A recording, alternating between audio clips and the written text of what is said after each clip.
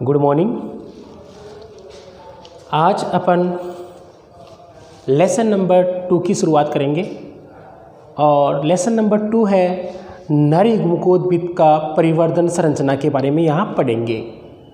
अब आपने पुष्प की संरचना पढ़ी थी, तो पुष्प है उसके 4 चक्कर होते हैं, ठीक है। सबसे पुष्प है उसके कितने चक्कर पड़े हैं? 4 चक्कर, ठीक है। सबसे बाहर का जो चक्कर होता है उसे अपन क्या कहते हैं? बाह्य दल, यानी जो प्रथम चक्कर होता है उसे अपन क्या कहते हैं? बाह्य दल, ठीक है। दूसरा चक्कर होता है उसे अपन क्या कहते हैं? दल कहते हैं। और तीसरा चक्कर होता है, पुष्प का जो तीसरा चक्कर होता है या अपन कहेंगे दल के नीचे स्थित होता है, उस चक्कर को क्या कहते हैं? पुमंग कहते हैं। क्या कहते हैं? पुमंग, ठीक है। और इस पुमंग की इकाई को क्या कहते हैं? पुंकेसर, ठीक है। यानी पूरे चक्कर को क्या कहा जाता है?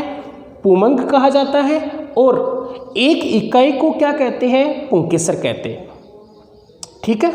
तो अपन यहाँ पढ़ेंगे नर व मादा युग्मकोद्भिद। तो पहले अपन कौन सा पढ़ेंगे? नर युग्मकोद्भिद। तो नर भाग, ये नर जनन अंग हो गया, तो नर भाग के बारे में अपन बात करेंगे।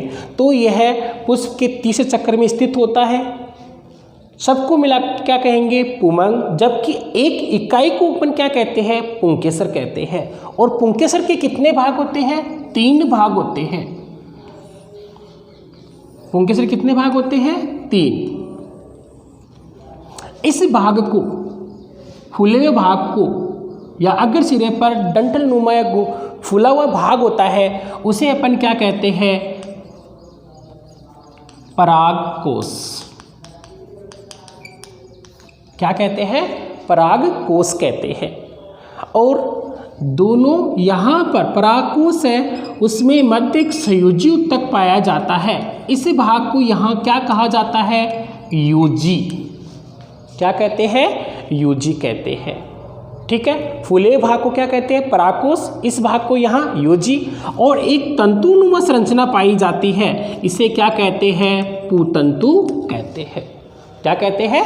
पुतंतु कहते हैं। इस प्रकार से पुंकेसर की संरचना में 3 भाग होते हैं, परागकोश, यूजी और पुतंतु, ठीक है। अब यहाँ अपन पढ़ेंगे परागकोश, यानी ये जो परागकोश है इसका परिवर्धन किस प्रकार से होता है। तो देखिए यहाँ पर बात करते हैं अपन सबसे पहले। हाँ, अब देखते हैं अपन जो परागकोश है यानी एंथर है उसके परिवर्धन के बारे में अपन करते हैं। यानी जो आपने जो पुंकेसर है उसके 3 भाग पढ़े थे। ऊपर वाले भाग को क्या कहा था? परागकोश। यहाँ इस भाग को यूजी और इस भाग को क्या कहा था? पुतंतु, ठीक है। तो इस भाग के बारे में अपन पढ़ते हैं, यानी इसका परिवर्धन कैसे होता है। तो परागकोश के परिवर्धन के बारे में बात करते हैं। तो प्रारंभिक अवस्था में जब ये छोटा या तरुण अवस्था में होता है, अगर उसका अनुप्रस्थ काट देखते हैं, इसका अपन तरुण अवस्था में क्या देखते हैं? अनुप्रस्थ काट, यानी इसका प्रारंभिक अवस्था में अपन अध्ययन करते हैं तो इसके बाहर की तरफ क्या पाई जाती है? एपिडर्मिस पाई जाती है। और अंदर की तरफ क्या होता है? मेरिस्टेमेटिक ऊतक हो पाया जाता है, अर्थात विभजोतक पाया जाता है। बाहर की तरफ क्या होता है? एपिडर्मिस, और अंदर की तरफ क्या पाया जाता है? मेरिस्टेमेटिक यानी विभजोतक पाया जाता है। तो प्रारंभिक अवस्था में अगर इसका अनुप्रस्थ काटते हैं तो देखते हैं कि बाहर की तरफ केवल एपिडर्मिस पाई जाती है और इस मध्य भाग में मेरिस्टेमेटिक ऊतक पाया जाता है, जिसको क्या बोलते हैं? विभजोतक कहते हैं, ठीक है। अब इसमें क्या होता है? ये जो है एपिडर्मिस के ठीक नीचे क्या होता है? मेरिस्टेमेटिक। तो प्रारंभ के अंदर इसके मध्य भाग में किसका निर्माण होता है? 7 ऊतक का। मध्य भाग में क्या होता है? 7 ऊतक, या इसको क्या बोलते हैं? वेस्कुलर टिश्यू भी कहते हैं। तो मध्य भाग में यानी इस संरचना के केंद्र भाग में किसका निर्माण होता है? वेस्कुलर टिश्यू या 7 ऊतक का निर्माण हो जाता है, ठीक है। फिर एपिडर्मिस के ठीक नीचे एपिडर्मिस के ठीक नीचे। इस क्षेत्र को हम क्या कहते हैं? हाइपोडर्मल क्षेत्र कहते हैं। भाई एपिडर्मिस के नीचे वाला भाग कौन सा हो गया? हाइपोडर्मल क्षेत्र। यानी ये बाहर वाला एपिडर्मिस और ये अंदर वाला भाग कौन सा हो गया? हाइपोडर्मल क्षेत्र। अब हाइपोडर्मल क्षेत्र है, उसकी कुछ कोशिकाएं, क्या कहेंगे, भीतर कोनर पर विशेष कोशिकाएं होती है, वो स्पष्ट केंद्रक युक्त और अधिक जीवद्रव्य युक्त दिखाई देने लग जाती है। यानी बाद में यही कोशिका अंदर की कोनर की तरफ स्पष्ट केंद्रक और अधिक जीवद्रव्य युक्त दिखाई देने लगते हैं। देखो मैंने संरचना में यहाँ बना दिया, जिसको क्या कहते हैं? प्रप्रसु कोशिका या प्रसूतक कोशिका कहते हैं। दूसरा नाम क्या है इसका? प्रसूतक कोशिका। ठीक है, दोबारा अच्छी तरह समझना। यहाँ पर ये जो प्रारंभ में दे रखा है यहाँ पर मेरिस्टेमेटिक उत्तक, उसकी कुछ कोशिकाएं आकार में क्या हो जाती है? बड़ी हो जाती है और उनमें केंद्रक स्पष्ट होता है और जीवद्रव्य घना पाया जाता है। तो ये जो कोशिकाएं हैं वो आकार में बड़ी हो गई है, उन्हें अपन क्या कहते हैं? प्रसूतक कोशिका या प्रप्रसु कोशिका कहते हैं। ठीक है, तो ऊपर ही ऊपर तो क्या होगी? एपिडर्मिस। इस वाले पूरे भाग को क्या बोल दिया? हाइपोडर्मल क्षेत्र। और ये जो कोनर पर जो कोशिका आकार में बड़ी होती है उन्हें अपन क्या कहते हैं? प्रप्रसु कोशिका कह देते हैं। ठीक है, अब जो प्रप्रसु कोशिका है, जिसको प्रसूतक कोशिका का है, तो जो प्रसूतक कोशिका है उसमें कौन सा विभाजन होता है? परिणत विभाजन होता है। कौन सा विभाजन होता है? परिणत। अब परिणत विभाजन क्या होता है?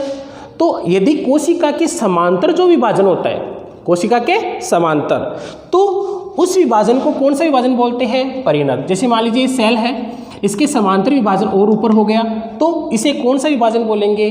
परिणत विभाजन कहते हैं। अब परिणत विभाजन के दौरान इसकी दो कोशिकाएं बन जाती है बाहर की तरफ, यानी ये एपिडर्मिस है, एपिडर्मिस की ओर बनती है, उसको क्या बोलते हैं? प्राथमिक भित्तीय कोशिका। क्या बन जाती है? प्राथमिक भित्तीय कोशिका। जबकि अंदर की तरफ जो बनती है उसको क्या बोलते हैं? प्राथमिक बीजाणुजन कोशिका। तो बाहर की तरफ भित्तीय कोशिका और अंदर की तरफ बीजाणुजन कोशिका का क्या हो जाता है? निर्माण हो जाता है। ठीक है, इसको क्या कहते हैं? पीपीसी, और इसको क्या बोलते हैं? पीएससी।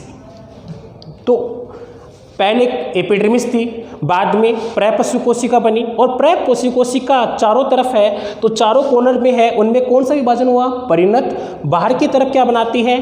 प्राथमिक भित्तीय कोशिका। अंदर की तरफ क्या बनाती है? प्राथमिक बीजाणुजन कोशिका। तो जैसे मैंने यहाँ बना दी, ये बाहर की तरफ बनी है भित्तीय कोशिका, और जो व्हाइट कलर में मैंने दर्शाई है ये, इसको क्या बोलते हैं? बीजाणुजन कोशिका। ठीक है, केंद्र भाग में वही 7 उत्तक है। अब क्या होता है? प्राथमिक भित्तीय कोशिका यानी एपिडर्मिस के पास है। अब इसमें विभाजन होगा तो 2 कोशिका बनती है यहाँ पर। कितनी कोशिका बनती है यहाँ पर? 2 कोशिका, जिसको क्या बोलते हैं? एक तो एंडोथीसियम, एंडोथीसियम, और दूसरी परत बनती है जिसको अपन कहते हैं भित्तीय कोशिका।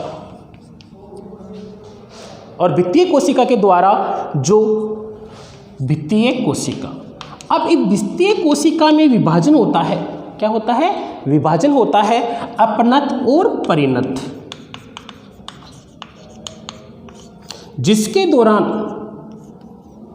और 2 लेयर बन जाती है। कितनी लेयर बन जाती है?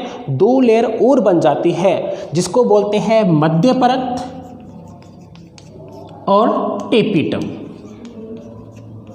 यहाँ जो विभाजन होगा वो परिणत होगा, उसके बाद में होगा अपनत और परिणत, जिससे कौन परत बन जाती है? मध्य परत और टेपिटम। तो आप एक बात यहाँ नोटिस करना, प्रारंभ में कौन सी कोशिका थी? केवल प्रसूतक कोशिका। उसमें कौन सा विभाजन हुआ?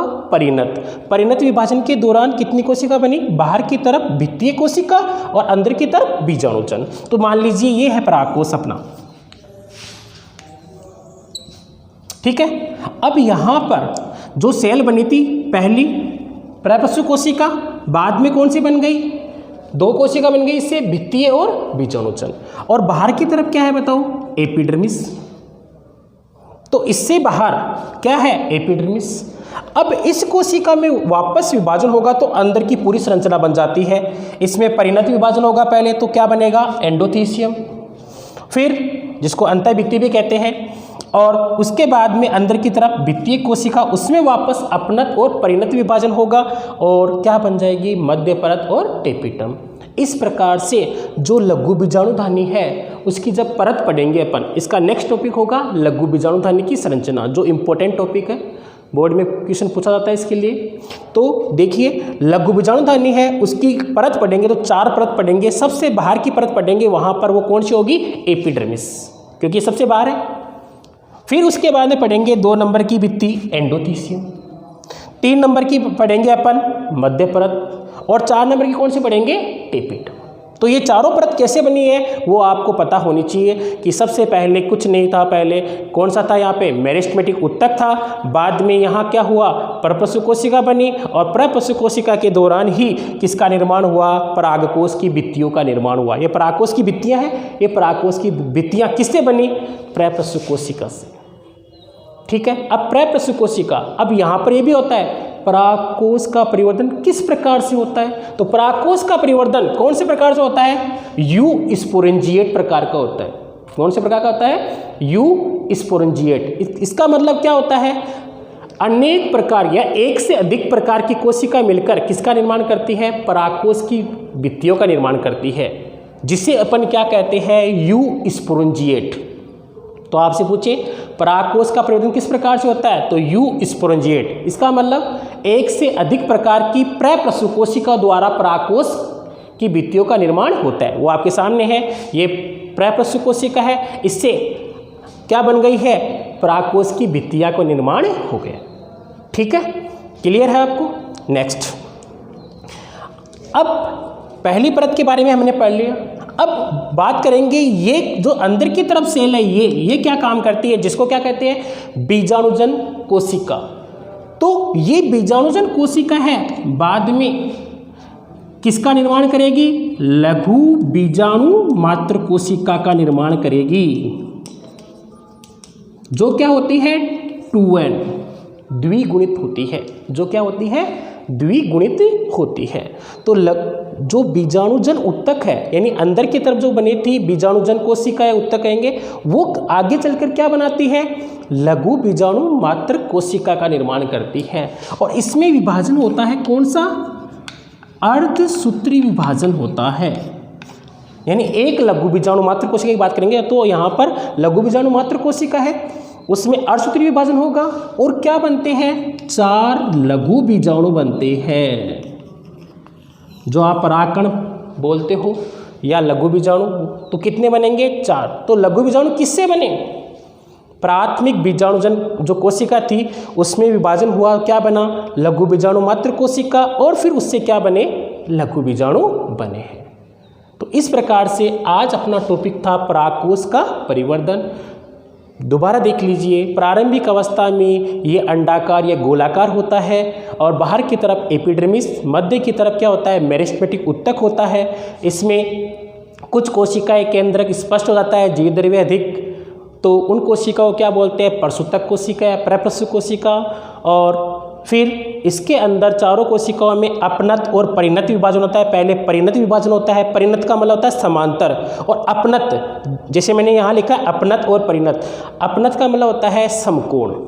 ठीक है, इस प्रकार से विभाजन होता है। तो प्रसूतक कोशिका से 2 बाहर की तरफ कोशिका बनी, उसे भित्तीय कोशिका, अंदर की तरफ बीजाणुजन। भित्तीय कोशिका से एंडोथीसियम बनती है, मध्य परत बनती है टेपिटम, अर्थात परागकोश की भित्तियों का निर्माण हो जाता है। और बीजाणुजन जो उत्तक होता है उससे क्या बनता है, लघु बीजाणु मात्र कोशिका, जो क्या होती है, द्विगुणित होती है, और उसमें अर्धसूत्री विभाजन से कितने लघु बीजाणु बनते हैं, 4 लघु बीजाणु बनते हैं। ठीक है, इस प्रकार से परागकोश का क्या होता है, परिवर्तन होता है। ठीक है, इस टॉपिक में किसी बच्चे को कोई प्रॉब्लम है तो मेरे पर्सनल व्हाट्सएप नंबर पे आप लिख के भेज सकते हैं, उसका उत्तर आपको वापस भेज दिया जाएगा। Thank you.